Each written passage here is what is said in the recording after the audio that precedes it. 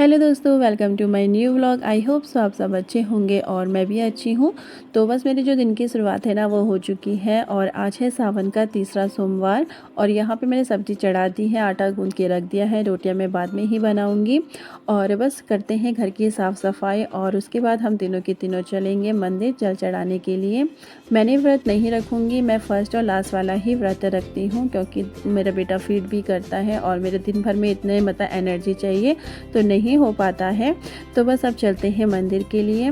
और साथ ही साथ मैं ये भी कहना चाहूँगी, देखो ये वाले काम तो होते रहते हैं दिन भर के, और इनके बीच में अपने लिए समय कैसे निकालें। मोस्टली हाउस वाइफ को जो बीएड है लेकिन उनका भी यूटेट सीटेट क्लियर नहीं है, तो होता है कि हम कैसे पढ़ाई करें, हमारे पास वक्त नहीं है, बच्चे को स्कूल छोड़ना है, तो बहुत सारी चीज़ें होती हैं उनके साथ। मैं समझ सकती हूँ क्योंकि मैं भी एक छोटे बेटे की मम्मा हूँ। तो लगता है जब भी मैं पढ़ाई करने के लिए बैठती हूँ अपनी, तो बेटा बहुत ज़्यादा परेशान करता है और मैं उसको नहीं देखूँगी तो वो रोने लग जाता है। बहुत कोशिश करती हूँ उसको कुछ ना कुछ एक्टिविटी देने की ताकि वो उसमें बिज़ी रहे, पर वो भी ज़्यादा से ज़्यादा 15-20 मिनट उसके साथ खेलेगा, फिर वो मेरी गोदी में आके बैठ जाता है। तो बहुत डिफ़िकल्ट होता है एज अ मॉम, वर्किंग होने के साथ साथ घर के काम के साथ साथ अपने लिए वक्त निकालना बहुत मुश्किल है। तो ऐसे में अपने लिए वक्त कैसे निकालें और कम समय में हम अपने यूटेट की जो प्रिपरेशन है वो कैसे करें, ये बहुत मुश्किल हो जाता है। तो मैं तो ये कहना चाहूँगी आप, क्योंकि देखो यूटेट का जो सिलेबस है वो बहुत ज़्यादा है, आपको 5 सब्जेक्ट की तैयारी करनी है। 2 महीने में मुझे नहीं लगता इतनी जल्दी तैयारी हो सकती है। जो नए लोग हैं, जो नए कैंडिडेट्स हैं, जो फर्स्ट टाइम इसको अटैम्प्ट कर रहे हैं, तो आप ज़्यादा मत पढ़िए। इतना ज़्यादा सिलेबस आपको ज़रूरी नहीं है कवर करना है। आप उसमें से मेन जो टॉपिक्स होते हैं आप उनको पढ़िए बस, क्योंकि 2 महीने हैं। अगर आपको ज़्यादा समेटने की ज़रूरत नहीं है, कम समय में भी हम अच्छा स्कोर कम पढ़ के भी हम अच्छा स्कोर कर सकते हैं, पर लेकिन जो आप पढ़ रही हो वो क्वालिटी वाला होना चाहिए कि हाँ उससे एग्ज़ाम में 1 या 2 क्वेश्चन बने ही बने, तभी जाके आपका जो यूटेट का पेपर है वो क्लियर हो सकता है। और ये जो मेन टॉपिक्स होते हैं, चाहे वो आपके पेडोलॉजी से हो, चाहे वो आपके साइंस से हो, मैथ से हो, या आपका जो मेन सब्जेक्ट है उससे हो, तो जो टॉपिक आपको लगता है कि ये बार बार इससे बहुत सारे क्वेश्चंस आ रहे हैं प्रीवियस एग्ज़ाम को देखते हुए, तो आप उस टॉपिक को नोट कर लीजिए अच्छे से कि मुझे इस पे अच्छे से पढ़ना है। तो मेन जो टॉपिक है ना, आप उसके नोट्स बना लीजिए और उनको तैयार कीजिए। और अपना जो सीडीपी वाला पोर्शन है और अपना सब्जेक्ट, ये तो है ही आपका। अगर आप इस तरीके से ज़्यादा सिलेबस को समेटने के चक्कर में कम सिलेबस जो मेन चीज़ें हैं आप उनको ही पढ़ोगे ना, तो आपका डेफिनेटली जो यूटेट का पेपर है वो अच्छे से निकल जाएगा।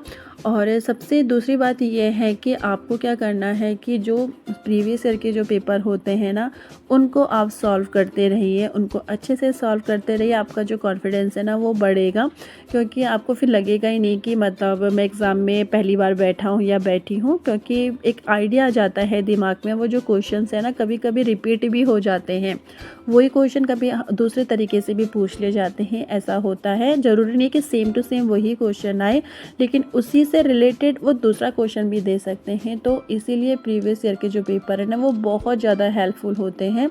तो आप प्रीवियस ईयर के पेपर करते रहिए। और साथ ही साथ अगर आपके पास टाइम कम है, आप वर्किंग हैं, आप बीएड या डीएलएड कर रहे हैं, आपके पास टाइम नहीं है, और बीएड डीएलएड वालों के लिए तो सबसे अच्छी अपॉर्चुनिटी ये है कि उनका जो सीटीपी वाला पोर्शन है वो तो वहीं से कवर हो जाता है, उनको अलग से पढ़ने की बिल्कुल भी ज़रूरत नहीं होती है, क्योंकि सीटीपी हम पढ़ रहे होते हैं अपने लेक्चर अपनी क्लास में। तो आपको सिर्फ किस पे जोर देना है, अपने मेन सब्जेक्ट में। और जो हिंदी है ना, हिंदी में भी ऐसा नहीं है कि बहुत हाई लेवल वाली हिंदी आती है, हाँ कभी कभी वो राइटर के नेम पूछ लेते हैं। तो आपको करना क्या है, जो हिंदी में भी हमारे पैसेज आते हैं तो उससे हेल्प मिल जाती है। ऐसा नहीं है कि बहुत ज़्यादा, पर जैसे वो 30 मार्क्स की आती हैं तो आप 15 या 16-18 मार्क्स तो अच्छे से उसमें निकाल सकते हो। तो ऐसा टेंशन वाली बिल्कुल भी वो नहीं है। और इंग्लिश में भी सेम यही चीज़ें हैं। तो आप क्या करिए, अपना जो मेन सब्जेक्ट है ना, उसमें जो मेन टॉपिक हैं जिसको आप अच्छे से पढ़ सकते हो, आप उसके नोट्स बनाइए, उसको रिवाइज़ करिए और साथ ही साथ अपने जो प्रीवियस ईयर के एग्ज़ाम है ना, उसको करते रहिए।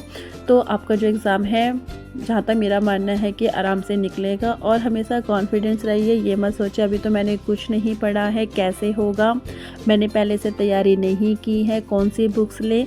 आप कौन सी बुक्स मतलब लेने के चक्कर में ये 2 महीने ऐसे निकल जाएंगे। तो आप एनसीईआरटी की बुक लीजिए, ज़्यादा पढ़ने की, ज़्यादा बुक से नहीं पढ़ना है। आपके पास पहले यही होता है कि हम एनसीईआरटी की बुक्स कंप्लीट करें, अगर वो कंप्लीट हो जाती है तो आप अदर सोर्स पे जा सकते हो।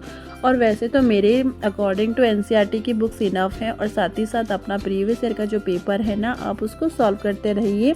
और ये मत सोचिए पेपर निकलेगा या नहीं निकलेगा, अगर इतना सोचोगे ना तो मतलब कॉन्फिडेंस लेवल कम हो जाता है ये सोचते सोचते। तो आप ये नेगेटिव मार्किंग नहीं होती है कि हाँ, अगर आपने कोई मान लिया कि गलत लगा दिया तो आपके मार्क्स कट जाएंगे, तो नेगेटिव मार्किंग नहीं है। तो ये बहुत अच्छी बात है। और अपनी प्रिपरेशन बस अभी से शुरू कर दीजिए और एनसीईआरटी की बुक्स पढ़िए और कम सिलेबस समेटने की कोशिश करिए। अगर टाइम कम है तो कम सिलेबस में आपको क्वालिटी वाली चीज़ें पढ़नी है।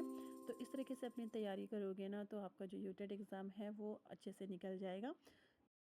वीडियो अगर आपको इन्फॉर्मेटिव लगी हो तो प्लीज़ मेरे चैनल को लाइक, कमेंट, सब्सक्राइब ज़रूर कीजिएगा। तो मिलते हैं